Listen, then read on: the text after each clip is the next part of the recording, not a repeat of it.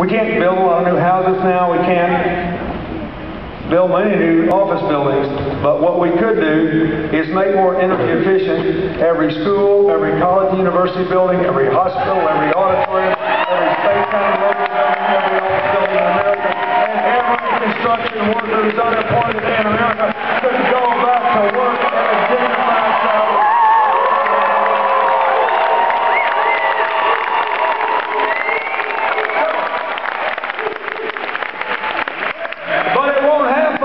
Unless you show up, and not just you, but just like you and all those other states. So here's what I need you to do. On YouTube and Facebook and emails and any list you have and anything, listen to me. All these surveys assume that your counterparts in congressional district after congressional district, in Senate race after Senate race, in governor's race after governor's race will stay home. So I want you to just communicate one message, okay? The crowd that says we had 21 months, throw our bunch out, put them in, has made a number of very specific commitments. And so have the Democrats. You can get all the jobs you want, but people have to be able to hold them. One of the most disturbing economic statistics that almost no one knows is in this last decade, for the first time in my life, and that's a long time, for the first time in my life, after World War II, we had the GI Bill, we began to educate people, and we built the greatest middle class the world had ever known. Okay, now, we have maintained our position as having the highest percentage of adults in the world with four-year college degrees of any country in the world. Not everybody needs a four-year college degree, but if you have the highest percentage of your adults with them, then all the non-college educated people get different jobs and different opportunities, and it changes the mix of what can be done. Now, we've always been number one, except in this last decade, we fell from first to ninth in the world. And wait. Among young adults, just 25 to 34, 12. Oh. Now, here's the most interesting thing.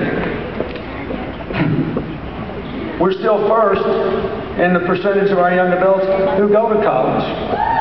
Now, what happened? I'll tell you exactly what happened.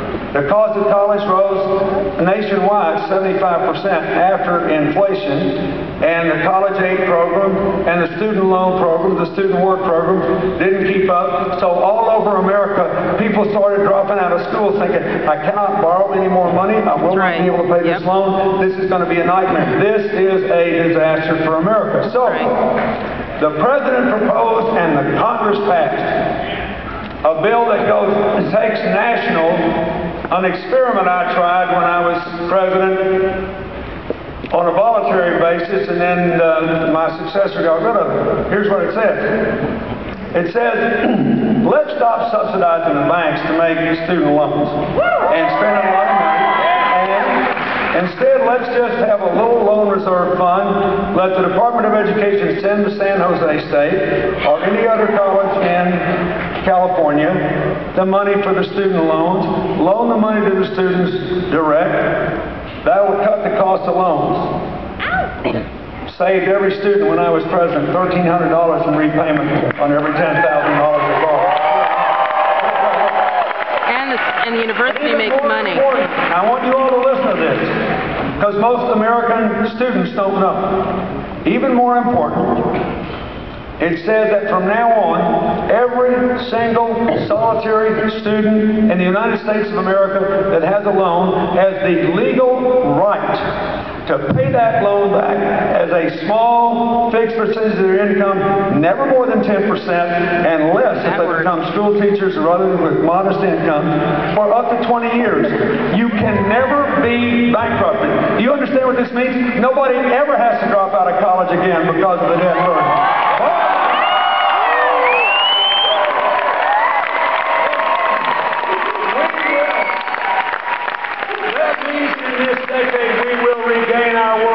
And your future will be brighter.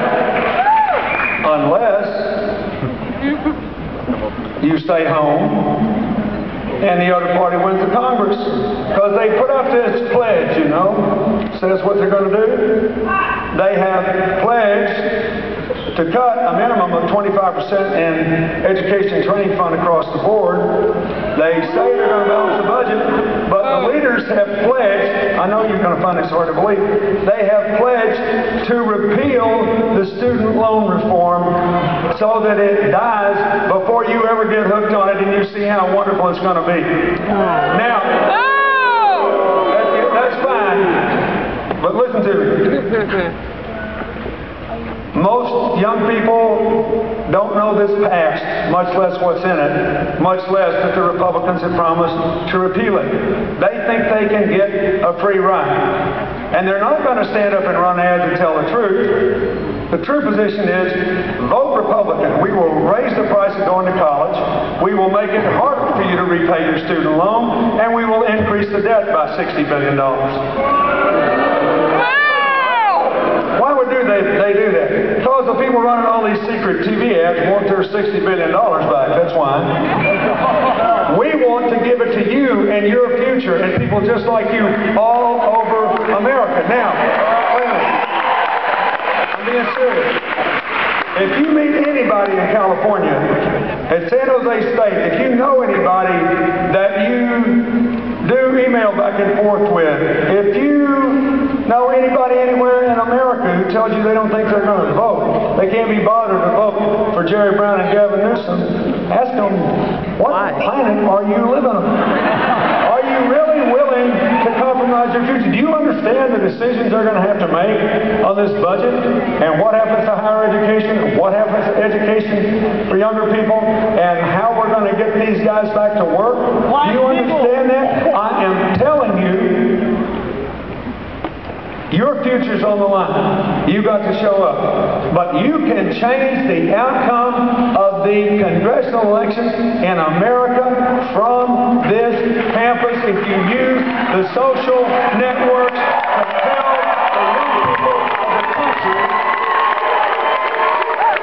tell the young people of the country, what is in the student loan law, that the Democrats did it, and that the Republicans have promised to repeal it. This will change life forever for your generation.